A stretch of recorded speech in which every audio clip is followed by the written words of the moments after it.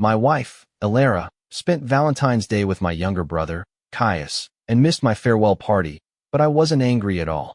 Even when she tried to explain, I graciously made up excuses for her, because I had already come to terms with her favoritism. Still, she grew more uneasy, asking if I would leave her because of this, and I didn't tell her. In just 3 days, I'd be leaving for a long-term teaching assignment in the remote Northwest Mountains, and the divorce papers were already sitting in the wardrobe.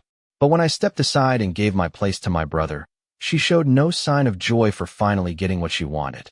Instead, she went mad searching for any trace of me. Chapter 1. Anyone else? Signing up for the Northwest Teaching Support Mission. Last call. I shouted outside the compound. I ran breathlessly and finally managed to submit the application just in time. Thank you. I'm okay with any location. I'll go wherever I'm assigned. Lena glanced at the form in her hand, then looked at me. Arthur, what are you doing joining in on this chaos? This kind of teaching mission, once you're out there, you won't be back for 3 to 5 years. A lot of people end up settling there permanently. If I approve this and send you off to some godforsaken corner of the Northwest, your Elara's gonna lose her mind. She'll tear through the entire military district looking for me. Don't stir up trouble here. Lena pushed the form back to me half-jokingly, giving me a couple of theatrical shoves to get me moving. But I firmly pushed the form back toward her. I'm going no matter what. Elara won't be able to stop me. Please don't tell her just yet. I want to talk to her myself. Maybe it was the look in my eyes, but after a moment's hesitation, Lena scribbled my name down. Let me be blunt first. This won't be easy. You and Instructor Lou have been so close for years, and she's been protecting you like you're the apple of her eye. You really think she'll let you go that easily? Don't get your hopes up too much. Have been so close for years. I lowered my eyes and silently repeated her words. It was true. Elara treated me very well, even exceptionally so. Everyone in the compound was jealous of us. I used to think we were truly in love, until this morning. When I was cleaning, I accidentally found a metal box hidden in the deepest corner of our wardrobe. Inside were 42 unsent letters, all addressed to my brother, Caius. Only then did I realize I was never her first choice. The man she'd once declared she was determined to marry was never me. It was only because my face looked vaguely like Caius's that she chose me instead. I barely responded to Lena's words and headed home. I wasn't expecting to run into Elara just outside the compound, pushing her bicycle. 2 thick quilts were tightly strapped to the back, in the exact red brocade, 100 Suns pattern I'd casually mentioned wanting. Where did you rush off to? Good timing. Come feel if the quilts are warm enough. The other night, you were muttering about your feet being cold, so I had new ones made for you. I looked at the quilts, but my heart was filled with bitterness. Why go to such lengths? How could she think of another man in her heart, yet treat me like I was the only one that mattered? She asked me, what are you thinking about? You've been zoned out since just now. I snapped back to reality and shook my head. Nothing really. Just, my parents wrote to say my brother's coming here for something and might drop by. My voice trailed off, my fingers clenched tightly around the quilt. But Elara didn't notice my change in demeanor. From the moment she heard Caius was coming, her eyes lit up with a soft gleam. Caius is coming? Why didn't you tell me sooner? All right, you head home first. I'll go out and get some groceries. There's not enough meat or vegetables at home. I remember he likes fish, so I'll buy some too. Elara chatted to herself, already planning to give Caius the sunniest room in the north wing. I didn't say anything for a long while. Finally, I smiled faintly. You seem very happy that Caius is coming. Elara realized she might have sounded too excited. She paused, then took my arm and teased.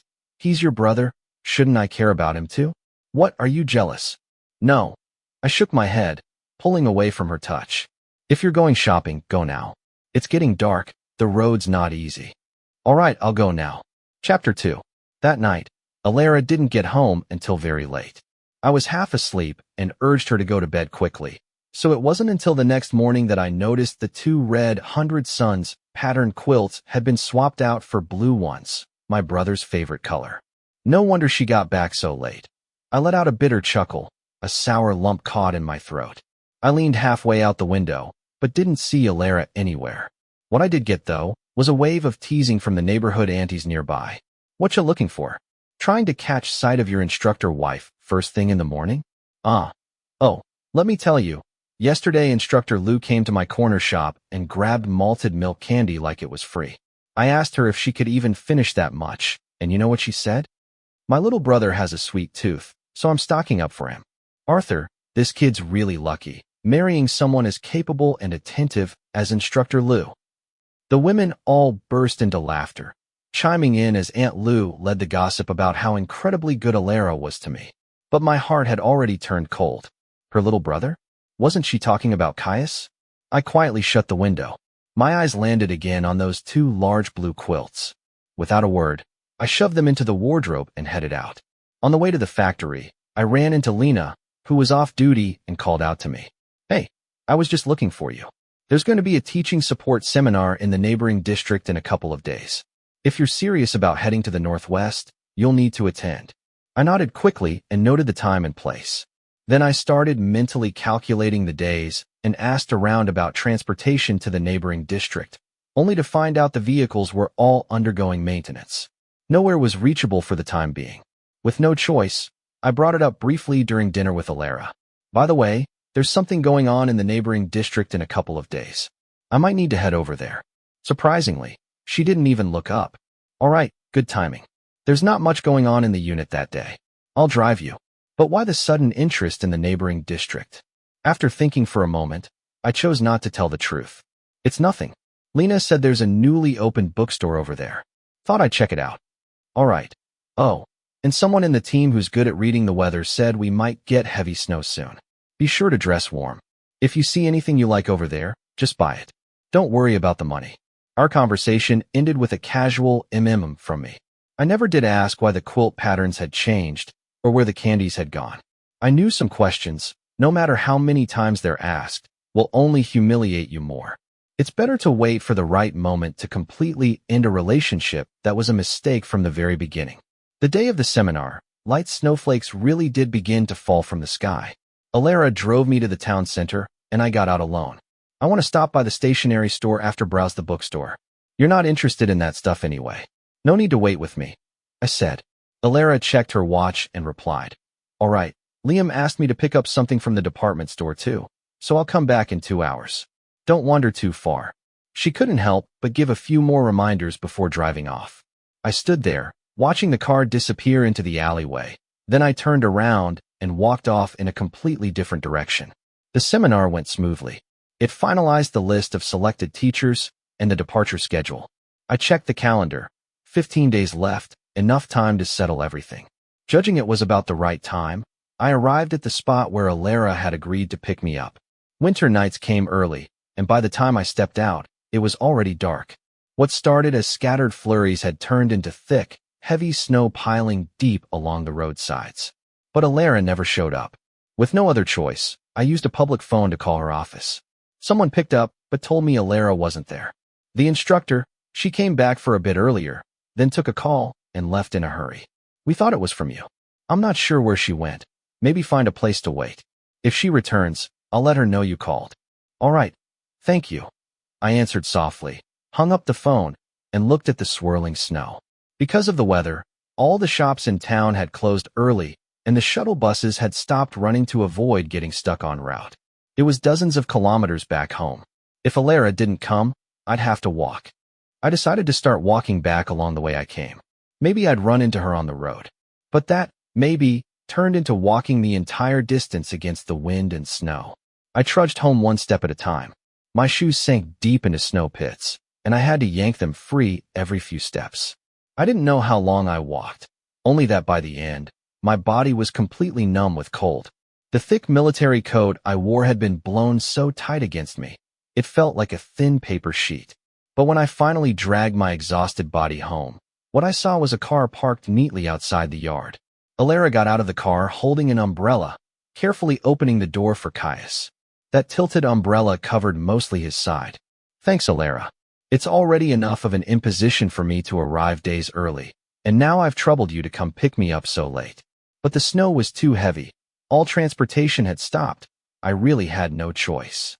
There's no need to be so formal with me, Alara replied naturally, picking up his words. Then she began carrying bag after bag from the car upstairs, items she had clearly prepared in advance. Come on, These were all set aside for you long ago. I've reserved the north-facing room for you. It gets the most sunlight. You're not in great health, so you need to soak up the sun. The quilts are all new too. I chose the ones you like. If there's anything else you need, just tell me. I'll go get it for you." She piled all the things she thought were good right in front of Caius, as if proudly showing off. He laughed again and again. "You're treating me so well, my brother might get jealous. You know I'm only staying for a few days. Don't let me ruin your relationship." He said this, but looked directly into Alara's eyes as he spoke. "If I'd known you were this considerate, this capable, I would have listened to my mom back then and married you myself." From just a short distance away, I could clearly see Alara's eyes light up at those words, shimmering with unrestrained joy. And at that moment, I felt like none of it mattered anymore. Those 42 letters, they matched exactly the 42 months since Caius had left after marrying someone else. Alara had never, not for a single second, stopped loving the person she truly wanted. It was only me, blindly, fooled by her carefully constructed illusion of love. Chapter 3. I felt chilled to the bone. A slight cough broke the moment between the two of them in the distance. Alara saw how miserable I looked and rushed over, hurriedly taking off her coat to wrap me up in another layer. "Arthur, why weren't you waiting where we agreed? Did you walk all the way back by yourself in this weather?" My lips were pale, and I lifted a trembling finger to point at the watch on Alara's wrist. "Do you even know what time it is now?" The snow was coming down in sheets. There wasn't a single hotel open in the whole district. "How long exactly did you expect me to wait? Until I froze to death?" My words were blunt and merciless, cutting off Alara's attempts at comforting me. The air grew awkward. Caius furrowed his brows and stepped in, casually wrapping his arm around Alara's shoulder, as if it were the most natural thing in the world. "Bro, don't blame Alara. It's my fault. I wanted to surprise you both, so I came early. I didn't know you needed the car today. I'm really sorry. If I'd known, I never would have asked Alara to come pick me up. She only did it for me. Please don't be mad at her." Only then did I lift my gaze and properly look at my brother. His hair was slicked with gel, freshly styled. His shirt had just been pressed. Even the faux fur lining on his coat's hood was still perfectly fluffy. It was obvious Alara hadn't let a single snowflake touch him. And me? My heavy military coat was soaked through, with hair clung in strands to my face. I looked absolutely pathetic, just like so many other times in the past. Back then, right after I was born, my parents were transferred to another province for work. Not wanting their jobs disrupted, or so they claimed, under the pretense of sparing me hardship, they left me in my grandmother's care. During holidays, they would send packages to remind me I still existed to them. But later they had Caius. The packages started including photos, sometimes solo shots of Caius looking handsome, sometimes pictures of the three of them together as a family. Their letters rarely spared a sentence for me, mostly filled with stories about how cute and lively your little brother was. They told me that if we were ever reunited one day, I must treat my little brother well. That kind of emotional and material abundance, I never even dared dream of it. But my brother was born into it. So the happy ones became even more open, even happier, and the unhappy ones grew duller, even more forgotten. I looked at Alara's shoulder, tucked close under his arm. Without a word, I stepped past them and went straight into the East Room. Alara frowned deeply and started to follow me, but Caius caught her arm, stopping her.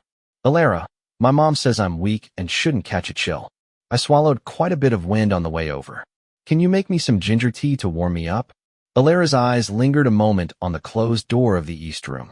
Then she pulled her gaze away. "All right, go back to your room and wait. I'll bring it to you once it's ready." Their conversation outside came through to me loud and clear.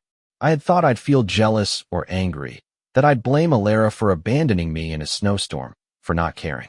But it was only now, after watching the two of them step out of the car one after the other, that I realized my heart had already been frozen over by this brutal midwinter blizzard. It hit me. Maybe I didn't love Alara that much anymore. Chapter 4.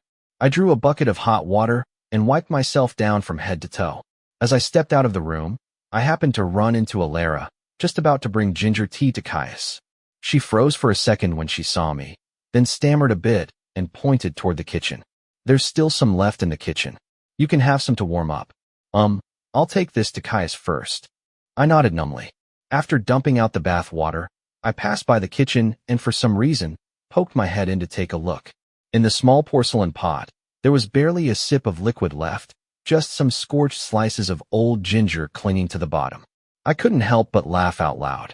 If she never planned to make a portion for me from the start, why bother saying something like that? Just to fake concern and make it worse. That night, maybe from being out in the snow too long, I slept incredibly heavy. The next morning, when I arrived at the factory, my head was pounding and my body felt light and hollow. Lena, walking in with me, noticed something was off. She handed me a candy and said, "You look awful. Are you sick? There's not much to do this afternoon anyway. Have the instructor take you to the hospital and get checked out. Flu's been nasty this year. Don't mess around with it." Lena kept pushing me toward the door, but before we took more than a few steps, someone nearby piped up. "Instructor Lou." I just saw her drove off with some young guy. No idea where they went, but it didn't look like she'd be back anytime soon. "Hey, that guy's your relative, right? Kinda looks like you." Instructor Lou is amazing. Not only is she good to her men, she takes care of his relatives too. "Arthur, you really scored marrying someone like her. You're set for life." Their laughter rang out in all directions, but I couldn't even focus on what they were congratulating me for. My head was spinning. My eyelids felt like they weighed 1,000 pounds. I didn't care. All I felt was my body collapsing inward, and then everything went dark. I floated in a haze, vaguely hearing a voice scolding someone not far off. A young nurse, not knowing or caring who Alara was softly complaining. "How did you let the patient get this sick before bringing him in?" Alara didn't say a word. Her cold hands kept pressing gently against the sides of my face, trying to bring my fever down. It reminded me she really did used to treat me well, but only now did I finally understand. She was only ever good to me when Caius wasn't around. It was like through caring for me, she was tending to someone else. As long as Caius was there, I would always be the one left behind. That thought circled in my mind, and soon enough consciousness slipped away again. When I woke up, the hospital room was empty. A lunchbox full of chicken soup sat on the bedside table, still steaming. When I opened it, someone had just been here. I got up, feeling around for the bathroom, but on the way back, I just so happened to pass by Caius's hospital room. Through the gap in the door, I saw Alara gently feeding him spoonfuls of soup. "Drink a bit more. Your body's too weak. That's why you got low blood sugar again. Anyway, I've got nothing urgent these days, so I applied to work from home for a while, just to take care of you." Caius's cheeks were flushed from the steam. He smiled, lowering his head, and in doing so, leaned closer to Alara. "Thanks, Alara, but what about my brother? I heard he's sick too. Maybe you should go look after him instead?" "I'll be fine." Caius sounded considerate, but the next moment he choked on a mouthful of soup, gripping Alara's hand and coughing hard. She hurried to pat his back, trying to ease his breathing. "You think I can leave you like this?" she said softly. "Arthur is strong. He's always been healthy. He'll be fine in a couple of days. I don't have to worry about him right now. Nothing is more important than you." Chapter 5. I had no mind to keep listening to the rest of what they were saying. Dragging my heavy steps, I returned to the hospital room. When I saw that bowl of chicken soup again, all I felt was irony. Not long after I got back, Alara followed shortly behind. Seeing me awake, she paused in surprise. "You're awake? Why didn't you ask someone to call me? How are you feeling? Still unwell?" I shook my head. "I'm fine. I just went out and saw you with Caius." Alara fell silent, seemingly not expecting me to catch her in the act. Then she smiled, leaning in to repeat the same old excuse in hopes I'd forgive her. "Caius had a hypoglycemic episode this morning and nearly fainted. I just happened to be the one who brought him to the hospital. And, well, didn't Mom say before that Caius's health is fragile and he needs extra care? So I thought, whatever you want." I cut her off before she could finish. Looking her in the eyes, I gently gave her the answer she was hoping for. "It's rare for Caius to come all this way. It wouldn't be nice for him to leave still sick. I've got a cold and fever myself, so I'm not in the best shape to care for him. I'll leave it to you. I can manage on my own. You go take care of him." Alara froze for a second. She knew I'd always been obedient and understanding, but something about this felt off. Still, my tone and expression were calm. There was nothing for her to latch onto. So Alara didn't dwell on it.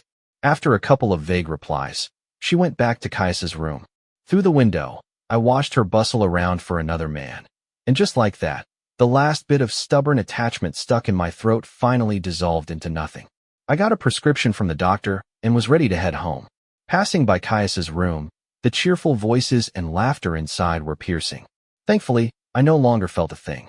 Over the next few days, Alara kept going back and forth to the hospital, claiming she was taking care of Caius.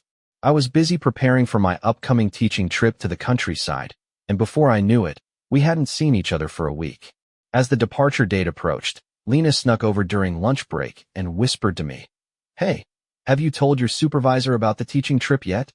Without even looking up, I replied, "Not yet. She's been busy lately. I haven't had the chance." Busy my ass. I saw her this morning dragging that relative of yours around town, shopping for clothes. Don't give me that excuse. I'm telling you, the sooner you talk to her the better. If she doesn't approve, you'll still have time to work something out. And since there's going to be a farewell gathering before you leave, why not just bring it up then? I kept my head down and said nothing. Would Alara disapprove? I highly doubt it. She's so wrapped up in the bliss of being with Caius right now, she probably wishes I'd just stepped down as her official husband. There's no way she'd object. She'd probably be clapping in celebration. So, just as Lena suggested, I'll bring it up then and get it over with. From then on, we'll go our separate ways. I'll make a clean break. I swallowed the last flu pill, bitterness quickly spreading beneath my tongue. With a furrowed brow, I forcefully flipped the framed photo of me and Alara face down on the table. Fine, I'll tell her later. Chapter 6. Caius was finally discharged from the hospital after 5 days, and I finally had a chance to tell Alara about the farewell party. From the upstairs window, I watched as Alara carefully helped my younger brother out of the car, supporting him step by step as they went upstairs. To say I felt nothing would be a lie. I should have seen it coming back when we were still in our hometown. Alara often came to visit my family. Everyone saw her as a pretty, well-behaved young woman. She might not have been rich or powerful, but she definitely had the makings of a good wife and mother. My parents doted on Caius. Whenever something good came along, they thought of him first. But he didn't want it.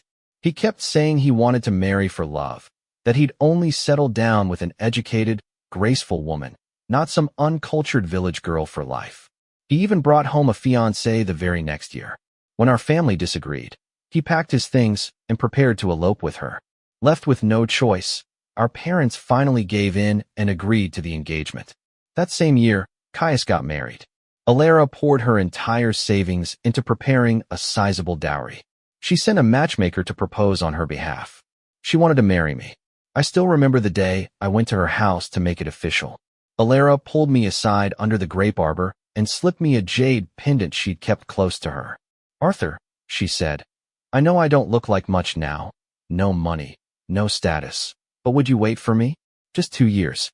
I'll come back successful and proud, and make you the most respected military wife in the district." The sunlight under the corridor had turned her cheeks bright red. I nodded and took off the longevity lock I'd worn for 20 years as a gift in return. I never expected a life full of glory and grandeur, but surprisingly, Alara really did make it happen. In just 2 years, she rose to fame and fortune.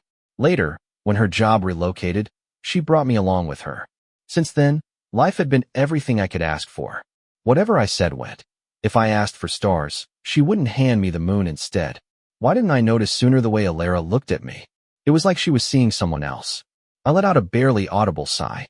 I didn't open the door until after Alara had finished settling Caius into his room. Then I finally spoke. "Our factory's having a farewell party the night after tomorrow. You should come with me." "A farewell party? Who's it for?" Before I could finish the sentence, I was abruptly cut off by the voice inside the room. Caius's voice was weak and feeble. He said he was still recovering and didn't have the strength to change the bed linens, so he called for Alara to help him. Coming. Alara got up immediately. As she rushed off, she turned back to add, "The day after tomorrow, right?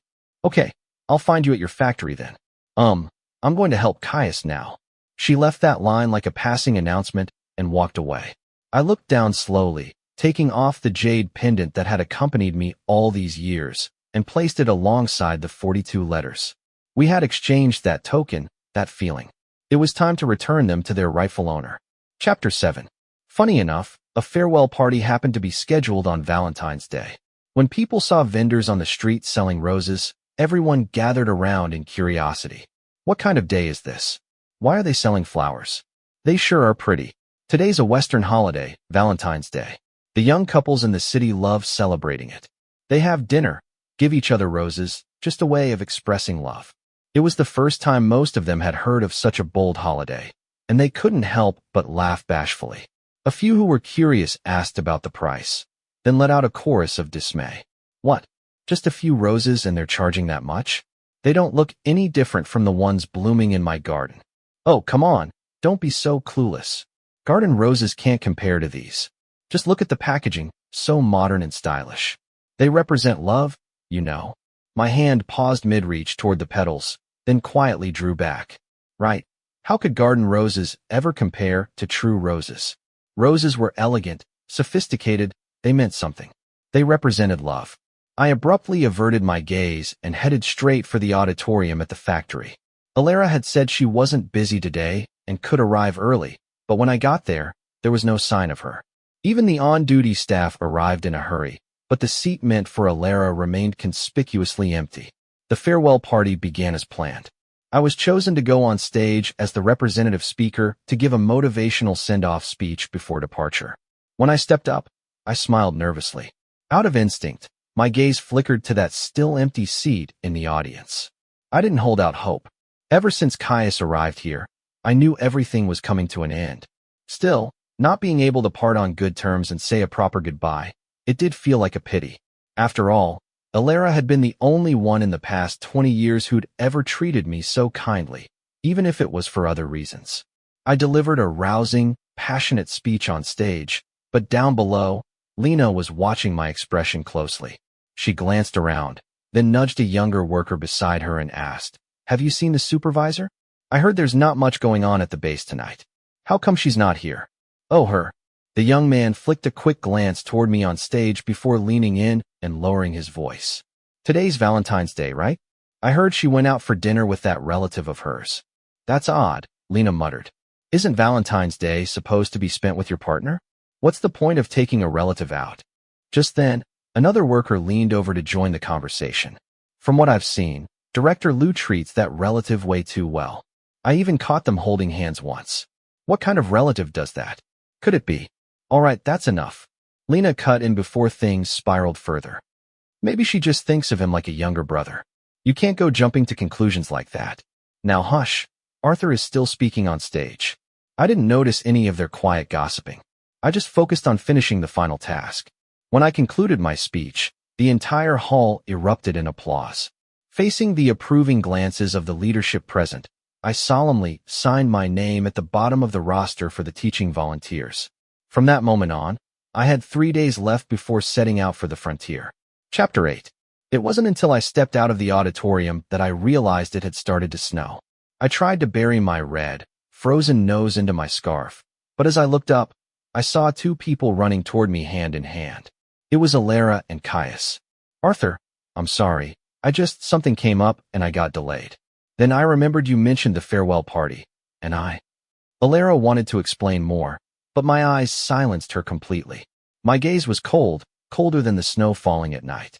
The light that used to shine in my eyes whenever I saw her was gone. Alara's heart sank. A bad feeling rose within her. But before she could say anything, Caius jumped in to pick up where she left off. "Bro, don't blame Alara. It was my fault. I insisted she stay and build a snowman with me. That's why she forgot the time. If you want to blame someone, blame me. But hey, it's just a farewell party, right? No special performances or anything. Probably wasn't that important." At his words, I turned my eyes toward him. My gaze landed on the large bouquet of roses in his arms, then moved to their still intertwined hands. Alara noticed where I was looking and quickly pulled her hand away. "Arthur, listen, I was just worried he might slip on the ice." "No need to explain." I raised a hand with a smile and gently cut her off. "You don't have to explain anything. I understand. You think of him as a brother, and he thinks of you as a sister. I get it." Head down, I walked straight past the 2 of them, ignoring Alara's calls. Behind me, the wind was bitterly cold, but not colder than the night Alara left me alone in a different district. I stepped through the snow, 1 foot at a time, and left them both behind. As I returned to the residential compound, sharp-eyed, I immediately noticed two freshly built snowmen downstairs. They were holding hands just like the two of them. One had an M written on its chest, and the other a W. I gave them a single glance, brushed the snow off my coat, and went upstairs. I had finally accepted it. Alara's heart belonged to someone else. And finally, I stopped placing my hopes on someone else. I made myself a pot of sweet soup to warm up. With only 3 days left before I left, I didn't want anyone tying me down anymore. Ironically, just as I'd made peace with everything, it was Alara's turn to fall into confusion. That night, for once, she wasn't hovering around Caius. Instead, she came back to the room early. "Arthur, I want to explain what happened today." I cut her off. "No need. Didn't we already talk about it outside?" Alara faltered, then tried again. "Those two snowmen." "Oh, those." Caius grew up with our parents, so he's a little childish and playful. As his older sister, it makes perfect sense you'd join him. Nothing strange about that.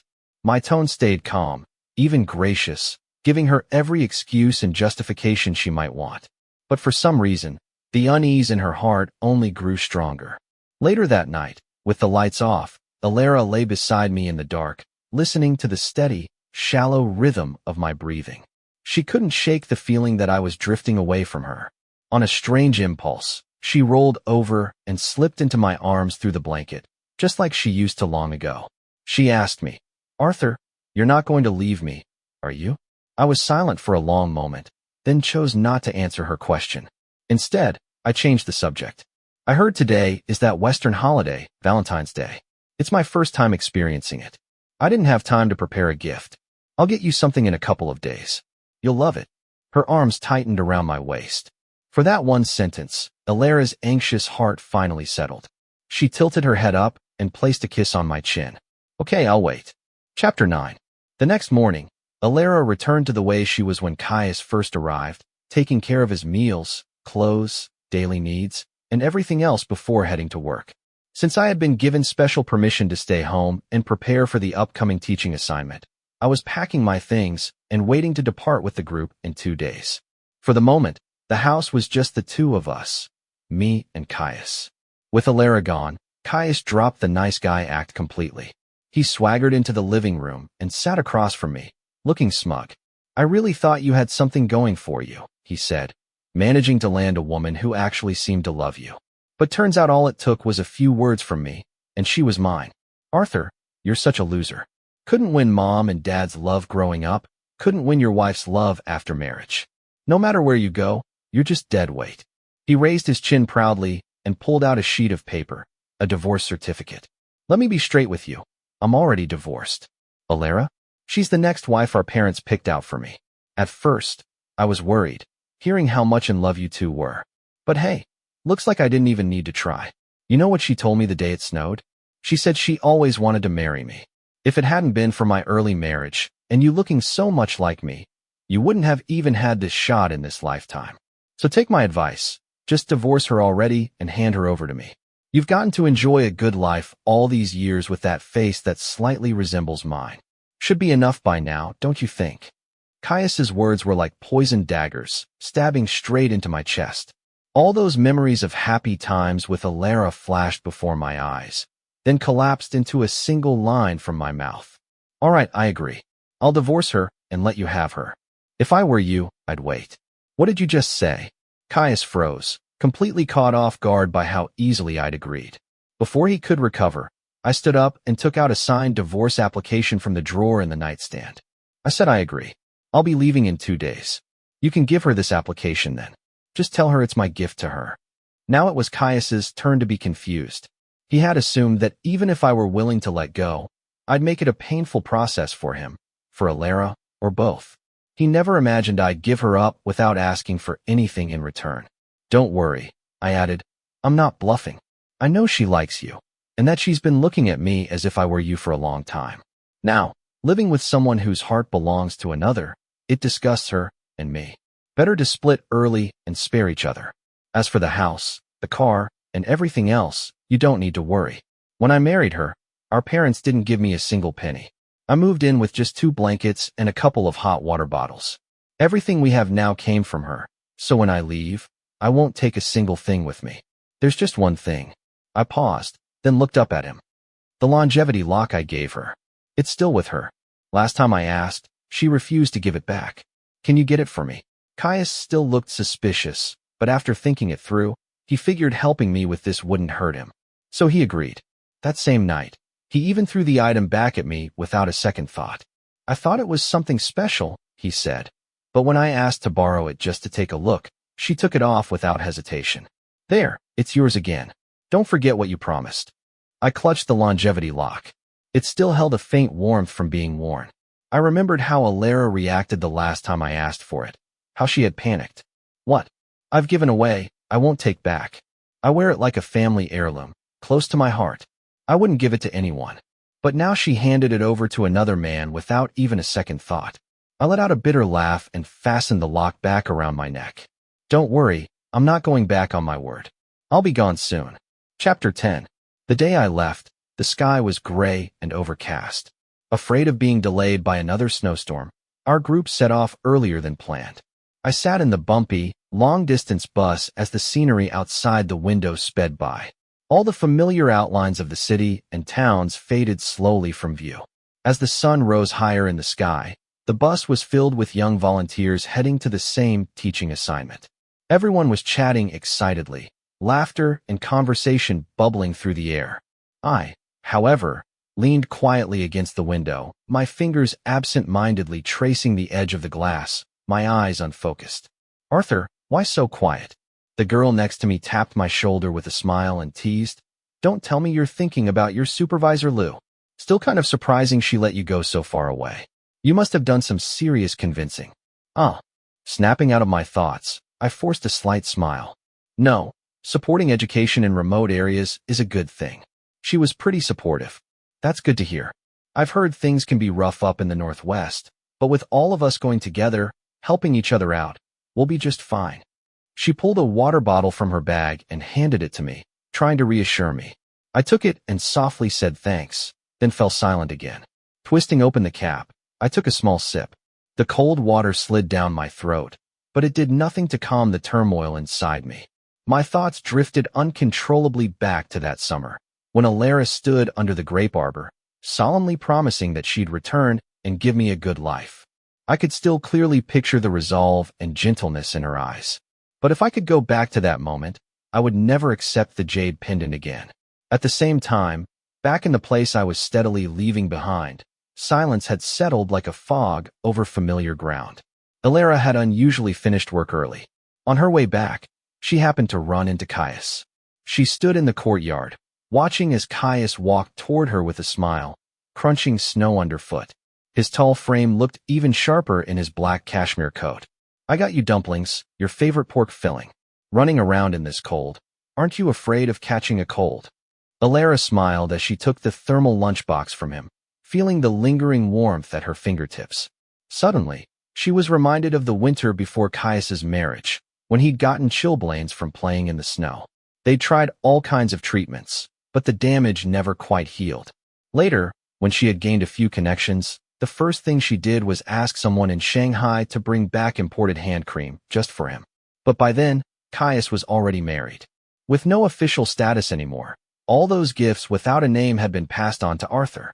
She suddenly realized that Arthur had been, all along, nothing more than a stand-in in a one-sided emotional relay, one he was completely unaware of. And with that realization, her heart unexpectedly throbbed in pain. Alara, what are you thinking about? Let's go home. Your dumplings will get cold. Caius smiled and naturally took her hand. Alara froze for a moment, but didn't pull away. They walked upstairs together, side by side, laughing as if nothing had changed. Chapter 11. It wasn't until she stepped inside the house that Alara sensed something was off. The home felt unusually quiet today. It looked like someone had cleaned it thoroughly in advance. Many of the small, easily overlooked trinkets were gone. Alara called out a few times tentatively, only to be interrupted by Caius. Don't bother calling him. My brother probably had something come up and left. Let's not wait. Let's eat first. Still suspicious, Alara wandered between rooms for a while before hesitantly taking a seat. For some reason, a wave of anxiety stirred in her chest, a bad feeling she couldn't shake. But that uneasy feeling vanished the moment she saw Caius sweetly preparing dumplings for her. This kind of warm, domestic scene, she had dreamed of it countless times. She never thought it would really come true one day. Alara stood just outside the kitchen, watching Caius's silhouette as he cooked. His face was blurred by the steam rising from the pot. Yet as she looked on, she suddenly realized she was hoping that the face turning toward her would be Arthur's. She stood frozen in place, so lost in thought that she didn't hear Caius calling her several times from the kitchen. Caius came out holding a plate of dumplings, frowning as he joked. Zoning out again? What were you thinking about, daydreaming in front of me like that? I was just thinking about Arthur. Clang. A loud thud echoed through the room as Caius slammed the bowl down on the table, cutting off Alara mid-sentence. He furrowed his brows, pretending to be upset. He knew Alara was most sensitive to this side of him. Arthur again. Alara, can't you just be honest with yourself? You've been with me since I came back. You've given me everything I wanted. I know what's in your heart. I know you've liked me for a long time. You only married my brother because he looks a little like me. You've never truly gotten over me, have you, Alara? Caius softened his tone, calling her name gently. Then he stood up and took 2 sheets of paper from the pocket of his coat, placing them in front of her. I've got good news for you. I'm officially divorced. We're free to be together now. And this one's yours, he said. It's his gift to you. He always knew your heart belonged to me, so he chose to step aside and give us his blessing. All you need to do is sign it. We can be together in the open. Once spring comes, we'll go home, let my parents choose a lucky date, and make it official. What do you think? Alara stared at Caius in disbelief, slowly picking up the 2 sheets of paper. One was Caius's finalized divorce certificate. The other was from Arthur. When she read the contents, her heart sank like a stone. Arthur's familiar handwriting stared back at her. Due to irreconcilable differences, I voluntarily agreed to dissolve the marriage. I honestly thought Arthur would cling to you like a coward, Caius said smugly. Didn't expect him to be so sensible. Save me the trouble. He gave me the divorce papers without even being asked. What did you say? He gave them to you voluntarily? Alara suddenly cut him off, her voice trembling with disbelief. A terrifying realization dawned on her. She turned and ran into the house. She flung open the bedroom door. Everything seemed perfectly normal. Arthur's clothes were still hanging neatly in the wardrobe. The items on the desk were all there. Even his favorite fountain pen still lay on the writing table. But when she opened the drawers, empty. He had taken all his important documents with him. No letter, no explanation, not even a photo. Arthur had vanished without a trace, as if he'd never existed at all. Alara's heart twisted painfully. She collapsed onto the edge of the bed, clutching the divorce papers tightly in her hands. How could this be? Why would he want a divorce? She had given him a kind of love others could only dream of, a life of comfort and wealth beyond anything he could have imagined. Could it be? Alara sat in silence, replaying everything in her mind. A sudden thought flashed through her head. She sprang to her feet and ran to her own closet. She rummaged frantically until deep in the back she found a metal box. But when she lifted it, it felt noticeably heavier than she remembered. She opened the lid, and inside lay a translucent jade pendant. Beneath it, pressed carefully, were the 42 letters she had once written to Caius. So Arthur had known all along.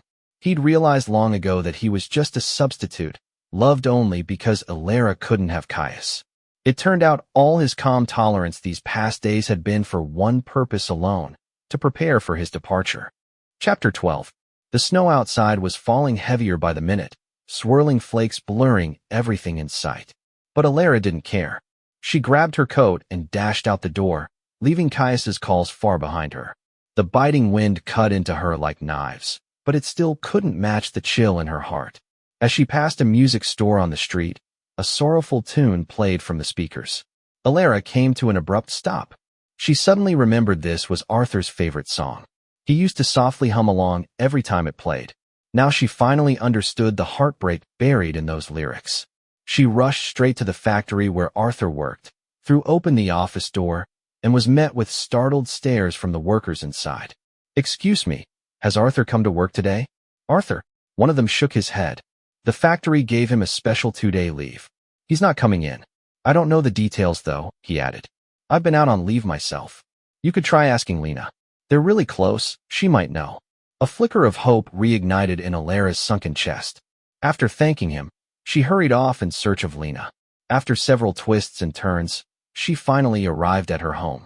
The door opened to reveal a bespectacled woman. She blinked in surprise. Instructor Lou? Lena, I need to ask, has Arthur been here? Seeing the panic in Alara's eyes, Lena had a feeling Arthur hadn't told her about his departure. She sighed, stepped aside, and gestured for Alara to come in. Arthur is gone. Our factory had a program to send volunteers to teach in the Northwest. He signed up. The Northwest? When did this happen? He never told me. Why would he suddenly decide to go? He's always loved teaching, Lena explained. Even at the factory, he used to organize literacy classes for the older folks who never went to school. Alara was hit with a wave of realization. She vaguely remembered Arthur once mentioning he had dreams of being a teacher and that he'd even gotten certified. But at the time, she'd been too absorbed in reminiscing about Caius's dreams to really pay attention. That was when it all began. The 42 letters that followed were his farewell carved in ink. Instructor Lou, Lena continued. I know it's not really my place to comment on your marriage, but ever since that relative of yours came around, your favoritism has been way too obvious. You made Arthur hike back alone through miles of snowy mountain roads. He caught a fever from the cold, and it didn't break for days. Even when he was hospitalized, you stayed in a different ward. Everyone at the factory was speculating about your relationship with that young man. Some nosy idiots even went up to Arthur and asked him directly. Lena let out a long sigh and ignored the growing pain on Alara's face. The factory gave him 2 days off, and he's been at home packing. Anyone paying attention would have noticed his things were disappearing. If only you'd asked, just once, said something, you wouldn't be standing here now, desperate to find him. It was only now that Alara realized the gossip and whispers had already long wrapped themselves around Arthur, that he had to endure not just the daily rumors, but also come home and see her and Caius together, that all of this was her doing. Alara clenched her brow tightly, her voice softening into something almost like a plea. She pressed Lena again for Arthur's whereabouts, but Lena shook her head. I really don't know. The Northwest is huge. Xinjiang, Gansu, Shaanxi, they're all possible. And even after arriving, they assign people to rural towns and tiny villages. No one knows exactly where he ended up except himself. With every word Lena spoke, Alara's heart sank lower. She stared out at the snow, falling endlessly in the freezing wind, and it hit her. She might have lost Arthur forever. Chapter 13. After leaving Lena's house, Alara sat in her car, engine running, for a long time, yet she had no idea where to go. Lena's words before she left kept echoing in her mind. She had Arthur, leaving might not be a bad thing. After all, it's a new era now. Polygamy has long been dead. A 3-person marriage is just too crowded. You should take this chance to figure out who you truly want. Because even if you manage to find Arthur, it's unlikely he'd ever come back with you. If you think you prefer the men from your family, then stop looking for Arthur and just let him live his new life. Arthur is his own person. He doesn't need marriage or love to survive. These words looped around Alara's ears endlessly. She tried to do what others did to numb their sorrow, light a cigarette. But she just held it in her hand, never bringing it to her lips. It wasn't until the ember burned down and scorched her skin that she flinched and came back to her senses. Was all of this destined? Was this fate's way of showing her the path? Being with Caius had been her dream for so many years, climbing tooth and nail to reach her current position. More than half of it was for that one sentence Caius once said. I want to marry a woman who's cultured, rational, and can support me. Now, with all obstacles gone and fate offering her a second chance to choose, shouldn't this be the moment she took it? Alara finally understood everything, but strangely, she didn't feel happy. She drifted home like a ghost. As soon as she stepped through the door, she saw Caius sitting there, red-eyed from crying, looking like a walnut with how swollen his eyes were, anxiously waiting for her. Caius, so you do remember to come back? I poured my heart out to you, and you just ran off without a word. Where the hell did you go? Alara hesitated. I went to find Arthur. At the sound of that name, Caius's heart skipped a beat, but he kept his expression composed as he asked, So, did you find him? No, he's gone. Like you said, he stepped aside, gave us his blessing. Caius had been worried that Arthur might have orchestrated this whole thing as some kind of act, trying to win Alara back through drama. But hearing her say that, He finally let out a breath of relief. So, what are you thinking now? The sting from the cigarette still lingered faintly on Alara's fingers. She was quiet for a long moment, then walked over to Caius and knelt down beside him. Caius, after all the twists and turns, we've ended up together. From now on, I'll treat you well, I'll take care of you.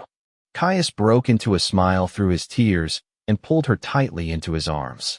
That's wonderful, Alara. I knew you wouldn't leave me. They held each other close, but Alara's face was hidden in shadow. She was with the man she had dreamed of for years. She should be happy, and yet for some reason, her heart felt unbearably heavy, as if she had lost something that truly mattered. Chapter 14. Ever since Arthur left, Alara and Caius had officially gotten together. As the political instructor, no one dared gossip openly in front of her. So those who felt Arthur had been wronged took another route. They started saying things deliberately in front of Caius, words laced with venom. Did you hear? Some guy's got no shame. Can't keep his hands off his own sister-in-law, right? He practically shoved his own brother out of the picture just to take his place. Disgusting. Caius, spoiled and coddled since he was young, had never suffered this kind of humiliation. He snapped instantly. Who the hell are you calling shameless, you dried-up hag? Alara and I are in love. It's mutual. Who's seducing who here? The elderly woman wasn't easy to deal with either. She spat a sunflower seed husk on the ground and snorted. I'm talking to whoever it applies to. What a waste of a young man.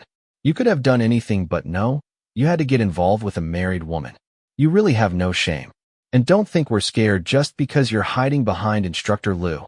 Word is, the higher-ups are sending people soon to investigate discipline and personal conduct. When that happens, don't think either of you can escape. Why you? Caius's face flushed red with anger. He stormed upstairs, muttering curses under his breath. When Alara saw the way he came back, she didn't need to ask what happened. They're so old already, why bother arguing with them? Me? You have no idea the kind of vile things they were saying. Caius shoved away the hand she reached out. Just tell me, are you going to do something about it or not? This kind of confrontation had become a weekly routine, and each time Caius demanded an answer. Alara sighed and pulled his hand gently. Fine, I'll take care of it. Let's go to the city, you can buy whatever you want. All right, it was an old trick of hers, but it always worked. Sure enough, the next day, Caius seemed to forget everything. He was all smiles, dragging her out of the house. He browsed for ornaments in a curio shop near Lilacong, while Alara quietly accompanied him. But her eyes kept drifting toward the tea house across the street, the one Arthur used to frequent. Alara, how about this one? Caius's voice snapped her out of it. He was holding up a blue and white porcelain vase, smiling brightly. Alara froze for a moment. In that instant, she could almost see Arthur standing there, smiling with the same gentle curve of his eyes. She shook her head, trying to dispel the illusion, and quickly said, It's nice. You say everything is nice. That's so perfunctory. Caius pouted and grabbed her wrist. His fingertips were warm through the sleeve of her shirt, but to Alara, the warmth felt unfamiliar, almost icy. She remembered how Arthur's hands were always slightly cool, like the tea he brewed, warm but never scalding. Arthur again. She couldn't even count how many times she'd thought of him. Alara wasn't in the mood. Caius didn't notice. He kept loading up the car with purchases. Back home, he gleefully opened the wardrobe and started filling it with his new clothes. In truth, Caius had already thrown out most of Arthur's belongings the very first day he left. It was only because of Alara's insistence that a few items were kept, just in case Arthur ever came back and needed something to wear. But now not a single piece remained. I've thrown all these clothes away. They were so outdated. And there's even a military coat. Alara's gaze fell on the military green coat in the corner of the wardrobe, the one Arthur had asked for last winter. He'd said that winter clothes needed to be durable and warm, and once winter passed, it didn't matter how they looked. She remembered how he used to stand in the snow, waiting for her to come home, his nose red from the cold, but always smiling. But now he was gone, and the coat had been thrown into the trash. A sudden wave of grief clogged her chest, and she couldn't bear to watch any longer. She turned and headed straight into the kitchen to start preparing dinner. At the bottom of the freezer, there were still some dumplings Arthur had made. Alara's hand froze for a moment. She heard Arthur's voice in her head. Your stomach's not great. If you get hungry at night, just cook some of these. don't always eat out. When he was still around, Alara never thought her life would be so incomplete without him. But now that Arthur was gone, she realized the space around her was filled with his presence, in every corner, and she couldn't escape. It felt as though she were a fish out of water, suffocating. She shook her head, trying to push the image of Arthur out of her mind. But when her fingers touched the worn groove on the knife handle, she froze. It was a mark left by Arthur's hand after years of holding the knife. Caius came out after tidying the wardrobe. When he saw Alara standing there in a daze, he couldn't help but ask with a laugh, "When did you learn how to cook?" "Arthur taught me," she answered softly, her eyes suddenly feeling warm. The name she hadn't spoken in a while made the air hang heavy. After a long silence, Caius walked over and wrapped his arms around her shoulders, resting his head on hers. "Alara, let's get married." The sudden proposal nearly made Alara cut herself with the knife. Her heart squeezed painfully, and she thought back to Arthur's calm expression before he left. She remembered his tolerance and generosity in those final days, and the silence when she asked him if he was going to leave. She realized now that those were his final goodbyes, but she didn't want to say goodbye. Alara took a deep breath, forcing herself to remain composed as she tossed the chopped vegetables into the pan. "Not yet. We have an assessment at work, and your parents still haven't set a date. Let's talk about it later, okay? I'll go talk to my parents tomorrow and get the date. After your assessment, we'll do it." That night, Alara lay in bed, her mind heavy with thoughts, listening to Caius's steady breathing. Moonlight filtered through the cracks in the curtains, casting dappled shadows on the floor. "Alara," Caius turned over, mumbling, "will you go with me somewhere tomorrow?" Alara absent-mindedly agreed, not realizing that Caius still remembered this promise. What she didn't expect was that he would take her to a bridal studio. Alara stood outside the fitting room, a heavy feeling in her chest.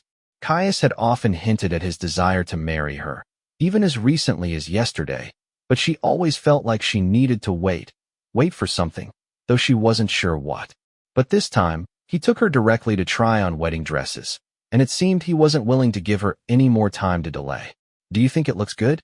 Caius stepped out in a suit, straightening his collar, smiling at her. His smile was dazzling, almost identical to Arthur's from back in the day. Alara managed a weak smile. "It looks good. Well then, when are you planning to get your marriage certificate with me? My parents said the wedding should be on an auspicious day, but the certificate can be signed any day." There it was again, the same question. Alara sighed lightly and chose to remain silent. Without a doubt, her response enraged Caius. He angrily changed out of the suit and stormed out of the shop, despite Alara calling after him several times, trying to stop him. Chapter 15. When Alara got home, she found Caius sitting on the sofa, his face a deep shade of anger. She remained silent for a while, then decided to lay everything out. "Caius," she took a deep breath. We can't get married." Upon hearing this, Caius's expression immediately froze. "What do you mean?" Alara's gaze fell on the watch on his wrist. It was the one she had bought for him a few days ago, but now the metallic sheen felt painfully glaring. The reason was simple. Arthur had a similar one. This constant feeling of everything reminding her of Arthur was driving her crazy. It was in moments like this that she realized, after all these years, she had long fallen in love with Arthur. She could now tell the difference between a rose and a rose bush. "I'm sorry, Caius. I can't forget Arthur." "What did you say?" "I'm sorry." Alara lowered her head. "I know this isn't fair to you, but I just can't go on like this. My world was already filled with Arthur. Now that he's gone, it feels like the sky has collapsed. I can't think of anything but him.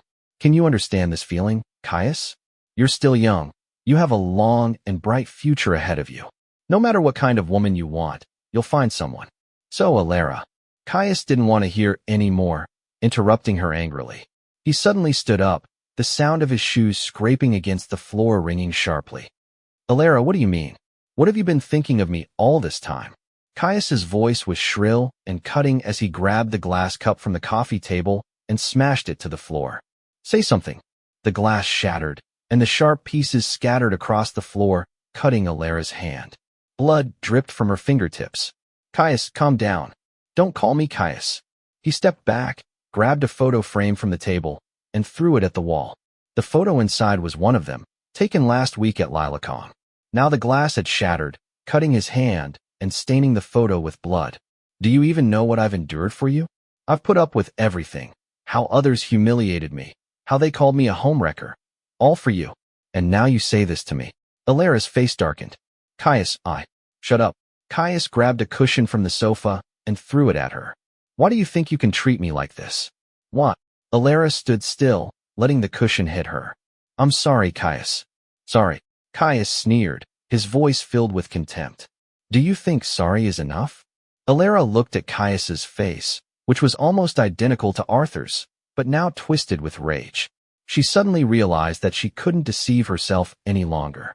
She whispered, Caius, the person I've always loved has always been Arthur. Caius froze, his movements halted. He stared at Alera as tears began to fall. Then, in a burst of fury, he grabbed the teacup on the table and threw it violently to the ground. Alera, you really are something. Alera stood in place, watching the teacup shatter and spill over her pants. I'm going to find him. The crying in the room stopped abruptly. Caius lifted his head, his eyes full of despair. Find him? Do you even know where he is? No, but I'll find him. Upon hearing this, Caius suddenly burst out laughing, his laughter hollow and bitter. Alera, you're truly laughable. Do you think he'll forgive you? Do you think he'll come back to you? You don't love me. So why didn't you push me away when I tried to get close to you? Now, after you've pushed Arthur away, you pretend to be clear-headed and realize who you really love? Are you all this fake? Listening to Caius's mocking words, Alera's throat tightened, and an unbearable ache filled her heart. It was true that she had once been torn between two men, thinking she could handle it. But now she was fully awake. The one she truly loved, the one she wanted to spend the rest of her life with, was Arthur. She didn't want anyone else. It was my childhood obsession mistaken for love. But now I've realized the truth. I'll go find him and make up for all my mistakes. Upon hearing this, Caius's laughter suddenly stopped. He grabbed the keys on the table and threw them violently at the wall. Get out. Go. Just go. Alera stood in the middle of the mess, staring at the wreckage around her, and then, without a word, left the house. Chapter 16. She turned and walked away, her steps heavy as if filled with lead. The cold wind howled, sweeping up the snow from the ground and pelting it against her face. She desperately wanted to know where Arthur was, but before she could take any action, reality struck her with a blow. A young soldier, still unable to keep his composure, had his emotions written all over his face. He hurriedly found Alera, pointing at the bulletin board, speaking in a disjointed manner. Political instructor, something's wrong. It wasn't until she stood in front of the office bulletin board that Alera understood what he meant. A large red notice about reorganization of work style and discipline had been partially lifted by the wind, and a formal document stood beside her. Instructor, Secretary Mao requests your presence in the Discipline Inspection Office. All right, I understand. The heater in the Discipline Inspection Office was cranked up high, the air stiflingly hot. Secretary Mao's enamel mug was filled with frothy tea, and the stains on the rim had formed brown rings. Someone reported that you and Comrade Caius are involved in an improper relationship. Secretary Mao slid a stack of documents toward her. The top one was a black and white photo, a picture of her with Caius. Alera stared at her side profile in the photo, the words that escaped her lips sounding pale and powerless. This is a misunderstanding. A misunderstanding? Secretary Mao pulled out an anonymous letter, his smile more of a sneer. The masses say that before Comrade Arthur went to teach in the Northwest, Caius was already living in your house. The two of you frequently dined together, went shopping together, just like an ordinary married couple. Some even say that Comrade Arthur's hasty decision to go to the Northwest to teach was partly because of this. Alera's lips moved, but no words came. She knew she should offer an explanation, but the truth was the truth. She had no face to defend herself. The organization has decided to suspend your duties. Secretary Mao tapped the red-stamped, double regulation document on the table. Comrade Caius will also be suspended for investigation. The scent of ink wafted down the hallway as the newly printed disciplinary report was being pinned to the bulletin board. As Alera passed by, she saw Caius rush into the secretary's office, the hem of his cashmere coat scattering flyers across the floor. Why are you accusing me of collusion? Alera and I truly love each other. It was that bastard Arthur who took her from me first. Alara quickly walked through the hallway, trying to avoid hearing the rest, but she was still caught by the sound trailing behind her. Alara, are you satisfied now? I'll have a stain on my record forever. Do you think everything will be fine just because you've thrown me aside? Do you think he'll want you now with your current status? You can't even find out where he is. Each word felt like a steel knife stabbing her heart. Alara remained silent, not even turning around as she stepped out the door. The news of Alara's suspension spread quickly to the neighbors. She sacrificed the last of her dignity and, after several twists and turns, managed to find the head of the Northwest Project. From him, she got Arthur's current address. The bus station in the dusk carried the smell of coal smoke. Alara gripped her ticket tightly and squeezed onto the last bus of the night. Her faded military coat, still holding the jade pendant Arthur had returned to her. As the bus started, she saw Caius running after it, his red scarf billowing in the wind and snow like blood. The figure in the rearview mirror grew smaller and smaller, eventually merging with the image of the person she had been longing for. But it wasn't the same person. Driver, can you go a little faster? The woman in the front seat was holding a feverish child. The baby can't make it to the county hospital. Alara suddenly remembered how Arthur had taken the barefoot doctor exam before he left. He always said the Northwest lacked medical supplies, and he would fill charity donation packages with medicines. Those medicines might be saving some child's life now, just like how he had saved her shattered dignity countless times. The long-distance bus jolted through the wind and snow for an unknown amount of time. Alara curled up in the last row, wrapped in her military coat, drifting off to sleep. Driver, the child is convulsing again, the woman in the front seat suddenly screamed. The child in her arms had a blue-purple face, with white foam at the corners of its mouth. Alara, in a panic, suddenly felt the barefoot Dr. manual in the inner pocket of her coat. The cover was still stained with Arthur's blue ink. Last year, while he stayed up late copying, he had said, "Convulsions? You need to press the pressure point on the philtrum and find a chopstick to stop the child from biting their tongue." Her fingers trembled more than a dying moth, but she steadied herself and pressed the child's pressure point. "We're almost there. The Commune Health Center is just ahead. Hurry, get them there." The driver slammed the steering wheel, and the wheels cut a terrifying arc on the ice. The iron gate of the health center was locked with a rusty padlock, and through the glass window, the overturned medicine cabinets could be vaguely seen. Alara kicked the door open while holding the child, her chest thundering like a drum. "Is anyone here?" An old man wearing a sheepskin coat appeared from behind the mud wall, the flashlight beam wavering over a Red Cross medical box. "I'm here. Quickly, put the child on the bed." In a flurry of movements, they managed to get the child settled before the situation grew even more critical. The old man efficiently pried open the window latch and pulled out an injection from the bottom of the medicine cabinet, saying, "All right, one shot, and you'll see results." Then he looked up at Alara. "This manual you have, it looks familiar. You must know Arthur, don't you?" Alara froze, standing still. "Sir, this manual was also given to me by him. When he and a group of people passed through this place, he gave me a few boxes of medicine. He told me his name was Arthur, and said I should come to F County in the spring and visit him." The old man chuckled twice, the wrinkles at the corners of his eyes deepening. "At my age, I can't travel anymore." F County. Alara silently pulled out the address the project director had given her. It matched perfectly. She suddenly felt a surge of energy, and the heaviness of the bus ride earlier seemed to lift. She hurriedly said goodbye to the old man. "You're still young. When spring comes, I'll bring him back to visit you." The old man watched her rush off, shaking his head and laughing. Young people, so impatient and reckless. Chapter 17. The bus traveled for another 10 or so hours before finally reaching its destination.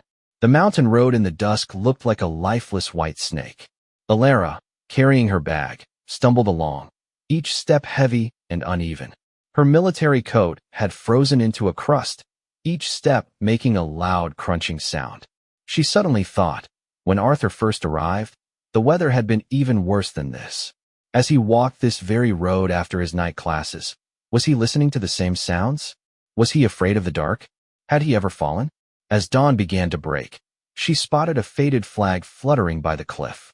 The mud brick classroom had fertilizer sacks patched over the windows, and the distorted, peeling letters glowed faintly in the morning light. Arthur's handwriting was everywhere. "Auntie, who are you looking for?" Alara startled, and when she looked down, she saw a little girl with a backpack, her face flushed with the high-altitude red. "Oh, I'm looking for Teacher Arthur. Is he here?" "He took the senior class to the village to take exams. He won't be back until evening." The certainty in the girl's voice made Alara's heart skip a beat. She quickly said she'd wait, and wait she did, so long that she lost track of time. As dusk settled in, Alara crouched by the stove, starting a fire. Burned potatoes were buried in the ashes, the kind of meal Arthur used to have for dinner. The crackling of the fire seemed unusually loud in the quiet evening, when suddenly, the sound of children's laughter came from outside. Alara jumped up, startled. The wind carried in the snowflakes as I entered, bowing my head to brush off the snow from the children's shoulders. "Teacher Wong." The kids rushed toward me, and a little girl with her hair and horns pointed toward the shadows. "That lady's been waiting for you for a long time." Alara stepped out from behind the pile of firewood, her military coat now with scorch marks from the potatoes. I turned toward her, and the exam papers in my arms fell with a soft thud to the muddy ground. The children suddenly grew quiet, 30 pairs of eyes darting between the two of us. "Arthur." I hadn't received any notice, so when I saw Alara here, my mind went blank. "How did you get here?" Alara's voice caught in her throat. She glanced at the children and then at me, whispering, "Is it possible to talk somewhere else?" I didn't say anything, but silently agreed, leading her to my humble office. The only light in the office came from an oil lamp, its flame flickering in the glass shade. Alara watched my lips pressed tightly together, then finally gathered the courage to speak. "Let's talk." "Talk about what?" "About these past days. I've missed you, Alara." I poured water. "You didn't travel across mountains just to reminisce, did you? If you have something to say, hurry up. I'm not that free." The air grew thick with tension. Then Alara suddenly said, "I've been suspended." My hand froze as I was pouring water. "So why come to me?" "Caius thinks you're a woman who can't help him, so you came to find me, hoping I'll wait for you another 2 years?" "No." Alara's voice suddenly rose. "I really." "Teacher Wong." The sound of someone knocking on the window interrupted Alara's words. "Susie has a fever and is talking nonsense." I threw down the cup and ran, with Alara following close behind, into the next mud brick room. The little girl was curled up on the bed, her face burning bright red, clutching a half-frozen bread piece in her arms. I pulled the damp pillowcase off. "Go to the warehouse and get the white liquor. The 4-bottle at the bottom of the cabinet." Alara nodded, fumbling in the dark until she found half a bottle of Red Star Baijiu. I was wiping Susie's body down, noticing the purple sores from frostbite on her back. They stung her eyes. "Hold her still." I rubbed my hands with the white liquor. "This might hurt a bit." Alara thought the words were meant to comfort Susie, but when Susie in a stupor cried out, "Don't go, Mama," and scratched her hand until it bled, Alara understood how deep the pain truly was. Chapter 18. At 3 in the morning, Susie's fever finally broke. I collapsed on the threshold of the kitchen, and Alara timely handed me an enamel mug. "Drink some water." "No need, just leave it." Alara reluctantly withdrew her hand, then changed the topic. "What are you doing tomorrow?" I didn't even lift my head.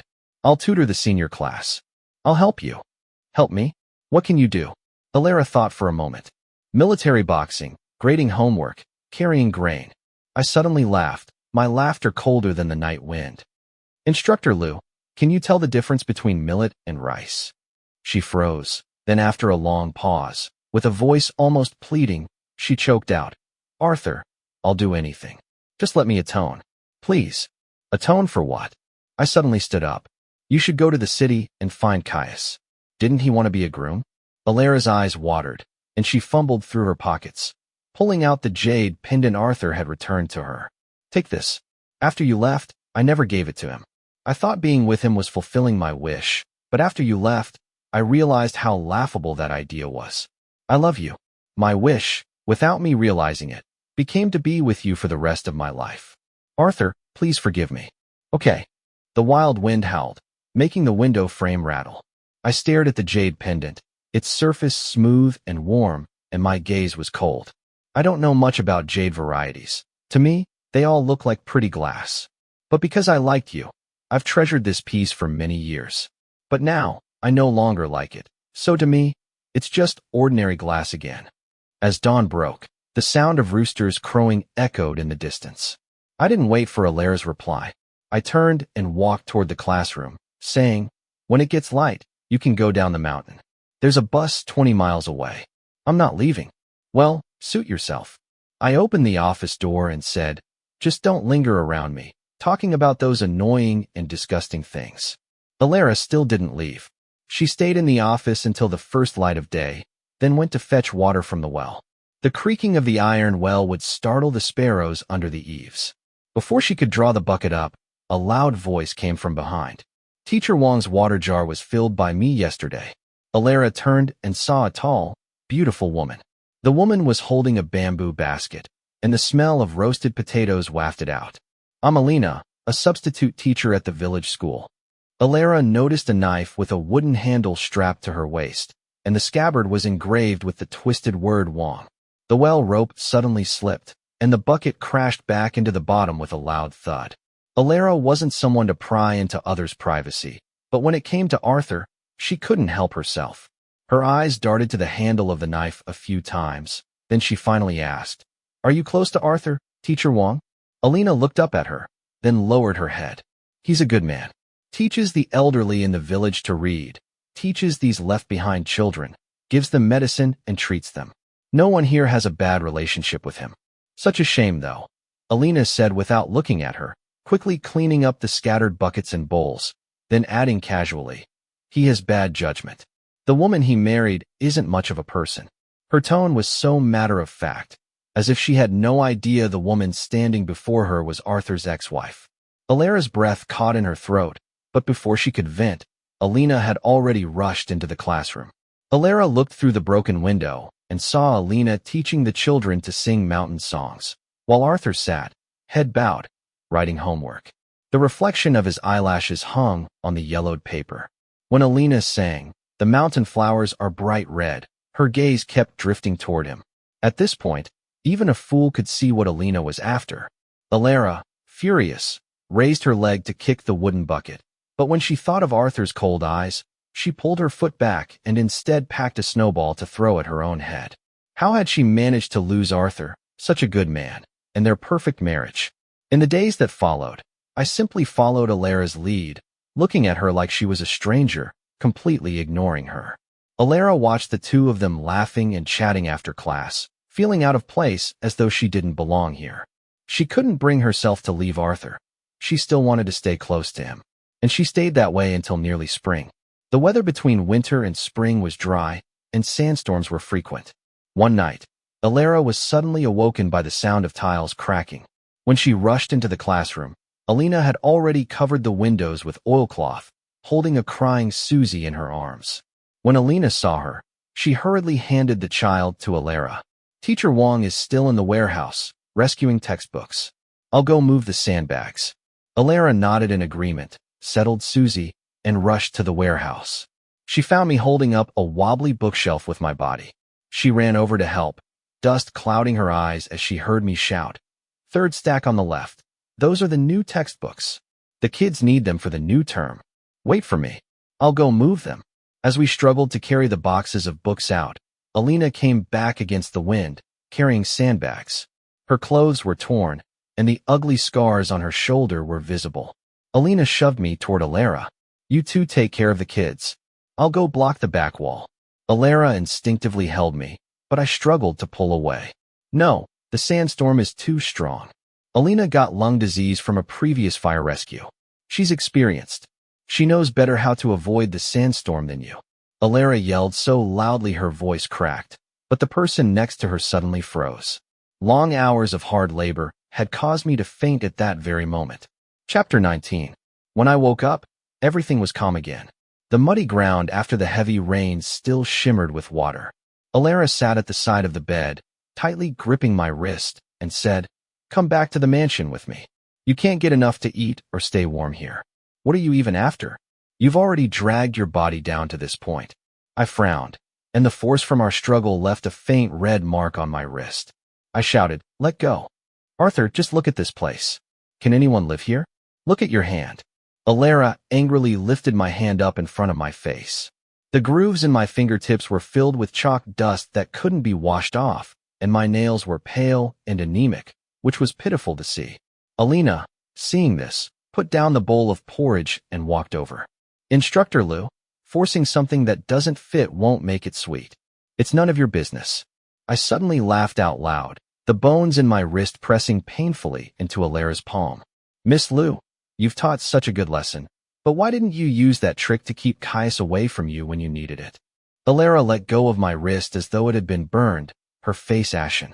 I had a high fever of 40 degrees Celsius, and the corridor between my room and Caius's was just a small distance. "You didn't visit me once." When I was about to be discharged, I rubbed my reddened wrist, a smile on my lips, but none in my eyes. "Later, I passed by his ward and saw you feeding him soup, bite by bite. Oh, by the way, you still haven't realized that the longevity lock is missing, have you?" Alara froze. She had noticed it long ago, but at the time, Caius insisted he didn't know where it went. She searched for it for a long time, but couldn't find it, so she gave up. She knew how important it was to me, so when we met again, she didn't dare bring it up, fearing I would get angry. Little did she know, I already knew everything. "Longevity lock," Alara muttered. "Caius gave it to me," I interjected. "Didn't you say you'd keep it close to you and never give it to anyone? So why did you give it to him when he asked?" Alara felt ashamed, but was still unwilling to give up, hoping for one last chance. "Arthur, I can explain everything, and I can promise there will be no next time. Come with me, please. I can give you a better life." I leaned against the wall, and at her words seemed to fall into deep thought, but my gaze grew colder as I recalled so many past memories. A better life? Is it when I'm alone you treat me as someone else, or when the real person shows up, I'm always the one forgotten in the back of your mind? My tone was calm, slowly revealing the scars over my heart, making Alara's heart tighten. "Alara, have you ever seen a lamb frozen to death?" I suddenly asked. Alara didn't understand, but I continued speaking. "Their eyelashes are covered in ice crystals, and their bellies are empty, just like how I waited for you to come find me so many, many times." My heart had already frozen through. "No, don't come find me again." After saying this, I pulled the blanket over my head, giving the appearance of sending someone off. No matter how reluctant they were, they had to respect my need for rest. After everyone left, I finally let out a breath and drifted into a drowsy sleep. In the dream, it was like I was once again on the bus, heading towards the northwest. The people in the bus were still excitedly talking about their experience with teaching in the rural areas. Some talked about the sandstorms in the northwest, some talked about the children there, and others discussed future plans. I listened, but it felt like their voices were separated by a thick layer of glass, distant and fuzzy. Later, the bus kept driving, passing vast, desolate fields, and in the distance, the mountain ridges appeared faintly in the dusk. I leaned against the window, closed my eyes, and heard the engine's deep hum and the noisy chatter in the bus. "Arthur, look!" The girl beside me suddenly pointed out the window and exclaimed, "The mountains over there are so beautiful." I opened my eyes and followed the direction she pointed to. In the distance, the mountain ridges were bathed in the golden hue of the setting sun, as if they had been set on fire. I stared blankly at it, and suddenly a phrase popped into my mind. "Where the plains end, spring mountains begin." Now I had finally crossed my own desolate land and welcomed the golden sun over the mountains. Chapter 20. I had slept for a long time, and when I opened my eyes again, I was jolted awake by a burst of yelling. The harsh voice cut through the glass, and Caius, in his expensive patent leather shoes, was searching around for me. "Arthur, do you have no shame? Hiding in a mountain ravine and seducing another man's wife. Come out here." The children, startled by this sudden commotion, huddled together in fear. Alara peeked out at the sound, and upon seeing who it was, her face changed drastically. "Why are you here?" She hurried over, grabbing Caius's wrist and trying to pull him outside. "Go talk somewhere else. We're in class here." "Class? Teaching how to be a mistress and destroy someone's marriage." Caius didn't care about that. He shrugged off Alara's hand and stormed into the classroom. He grabbed the books on the podium and threw them around, printed exam papers flying like snowflakes. Caius, what are you doing? Alara rushed over to stop him, but he grabbed her by the neck, drawing blood. Alara froze, unable to comprehend that the man before her, throwing a tantrum and acting shamelessly, was the same Caius she once knew. What am I doing? What's wrong with me? Arthur stole my wife, and I'm not allowed to demand an explanation? You always liked me, so what did he give you to make you go back to him? Caius screamed hysterically, and the words that came out became more and more incoherent. I get it now. All this talk of being fired was a lie. You just want to get rid of me and be with that man, don't you?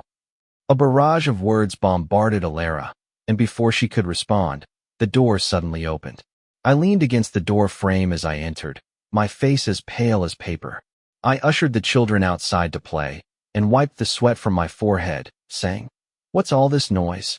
This is a school. If you're going to lose your mind, do it somewhere else." Arthur, what are you pretending to be all high and mighty for? Finally seeing the person he despised, Caius stormed forward only to be blocked by Alina, who stepped in front of him. She ordered, "I don't care who you are, but you're not welcome here. Please leave." "Oh, looks like you've got a lot of lovers." "Pretty impressive." Caius sneered viciously, pointing his finger at me. "It's all your fault. If it weren't for you, I wouldn't have been fired. Alara wouldn't have left me. Now everyone knows Alara refused to marry me for you, and I've become a laughing stock. Why should I endure all this humiliation while you two can act all lovey-dovey here?" What? Caius didn't realize how incoherent he had become. The more he spoke, the angrier he got, and in the end, he grabbed the modern dictionary on the podium and hurled it at me. He ranted, without noticing that a gleam of cold light flashed among the pages he threw. It was the craft knife used to cut the exam papers. "Arthur!" Alara instinctively lunged to block me. As the blade grazed her hand, she saw the look of shock in his eyes, and in that moment, she felt that everything was worth it. He finally cared enough to feel something other than indifference toward her. Drip, drip. Blood fell onto the pinion chart, staining the black print with dark red. Alina swiftly grabbed Caius's arms and pinned his legs down with her boots. "Move again, and I'll call the police." "Call them." Caius laughed madly. "Let the authorities see how a teacher seduces a married woman." A loud slap rang through the classroom. I silenced him with one swift strike, and then grabbed the spare gauze and iodine from under the desk, skillfully tending to Alara's wound. "Watch your mouth. It was you who tried to steal another man's wife, not me. And from what I know, you two aren't even married, right? So which so-called husband are you talking about? Lastly, I'll say it again, I didn't steal her. There's nothing worth stealing from someone who's already moved on. You're the only one who treated her like a treasure. If you can, please just take her away." The words hung in the air, and both Alara and Caius had different reactions. Alara thought that at least after blocking the blow for Arthur, it would stir something in his heart. But no, when he looked at her, it was still as if he were staring at a lifeless plant. Caius was even more enraged, seeing my calmness as a form of bragging. His face contorted as he opened his mouth to curse again. Before he could gather himself, Alara, exhausted and resigned, stopped him. "Enough already. You and I both know exactly what's been going on between us, so why come here and dump all this garbage on him?" She sighed heavily, gripping the blood-stained gauze, and collapsed weakly to the side. "You never wanted to be with me, did you? Did you hear your parents talk about my family's ancestral house? The deed is yours. Take it and go. Stop causing trouble for him, okay?" After a brief silence, Caius stopped struggling and nodded. "Fine. I've got the documents ready. When should we go to settle this?" Chapter 21. A ridiculous scene unfolded unexpectedly and ended just as inexplicably. The next morning, I woke up and saw an empty bed, not knowing how to react. I knew she had gone to the county with Caius, saying she was going to handle the transfer of the old house. She never came back. After that, I didn't pay much attention and just went on with my life as usual, day by day. I taught and treated the elderly in the village. Whenever I had free time, I copied a few more copies of the Barefoot Doctor's Manual and distributed them for free to every household. Until one day in early spring, when the snow melted, the postman, who rarely came, surprised everyone by calling out the villagers' names. "Arthur, you have a letter." I wiped my hands dry, suspiciously took the neatly wrapped letter, and the moment I laid eyes on it, I immediately recognized the handwriting. Arthur, I'm writing this letter to you from Old Lee's place. Do you remember him? He recognized us through the barefoot doctor's manual you gave me. It's over 600 kilometers from here to where you're teaching, and every time a car passes, I stare at the tire tracks, thinking that maybe one of them leads to you. I know I'm rambling, but what I really want to say is, I miss you. After I left with Caius, I transferred the house to him, and we went our separate ways. I didn't stay with him, but I didn't know how to face you, so I ran away. When I had nowhere else to go, I thought of you, wanting to do something meaningful like you. So I found Old Lee. I promised her I would bring you back here in the spring, though now I'm here alone. I continued reading her letter, and it was clear that Alara had become more mature and steady. She spoke of meeting all kinds of patients, as well as seeing various medical mysteries. Once, she saved a boy from a high fever and seizures, and his family cried in gratitude, giving her 2 packets of milk, but she refused to take them. The letter went on for several pages, with most of it filled with her longing for me and her experiences. At the end, the tone shifted abruptly. I left something under the bed I once slept in, something I gave to you. Take it and use it to build the house and your dreams there. The children who meet you are lucky, and I am too. I furrowed my brow as I reached under the bed and felt an iron box.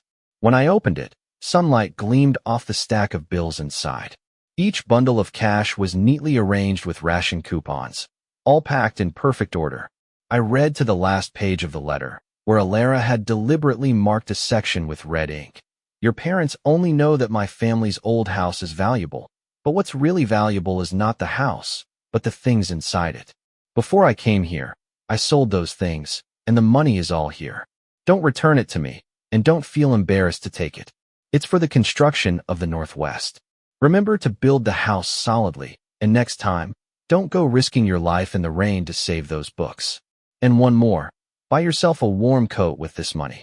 I saw you with your cuffs all worn out and coughing while grading papers at night. Your health is the real foundation for everything. Arthur, I'm not asking for your forgiveness, just like the Yellow River will never flow backwards. But I want to live like you, tutoring the nearby kids, helping the elderly carry water. Each brick I move will be like an apology for the grievances I caused you. When I've saved enough money, I want to dig a sweet water well at the village entrance and call it Arthur's Well. I owe you this life, and in the next life, I'll repay you. But if there is a next life, please don't meet a woman like me again. All right, I need to go. The patients are waiting, and Old Lee is calling me. Take care of yourself. Farewell, don't miss me. My eyes followed the words down to the last letter, then I turned the page. The back was covered in the words, I'm sorry, the last one trailing off into a long ink stain, like dried tears. I sighed softly. I believe Alara may have truly understood her mistakes by now, that she genuinely wanted to change and finally realized who she loved. But it was all too late. If you plant the seeds of early spring at the end of summer, they will never bloom. Chapter 22. On the day of the spring equinox, 50 sets of new textbooks filled the warehouse. I squatted in front of the newly built dormitory, counting the remittance slips. The money had been used to buy new desks and chairs and to repair the classroom's roof. I kept the rest aside for future needs. Alina was not far off, steadily walking toward me.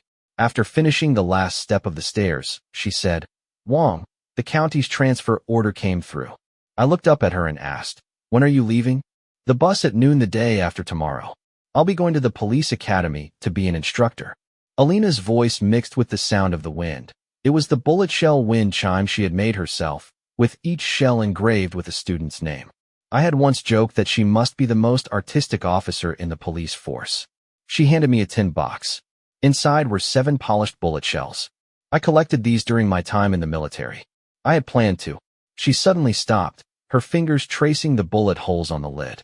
I opened the box, and the top shell was engraved with September 15th, 1973, my birthday. The second one had a simple sketch of a reservoir, with the word George carved in tiny letters at the bottom. I studied each design carefully, then accepted the farewell gift with a smile. I told you, you're definitely the most artistic officer in the police. Arthur, Alina suddenly grabbed my wrist, but then quickly let go, hesitating for a moment before speaking. Come with me. I'll request the county to transfer other teachers here. The life in the county will be better than here. I'm not saying we'll eat fancy, but at least we'll have enough food and warm clothes. I had heard the same thing for the second time. Now I smiled, bending down to move a larger stone off the playground. I used to work in a factory, and the pay was good. My colleagues and leaders treated me well. There was a fridge in the house, a double bed, and my own big wardrobe. But I still came here. I wiped the sweat from my brow and looked over at the children before continuing. Don't misunderstand me. I'm not showing off how superior my life was. I just want to say, I didn't come to the Northwest for a better life.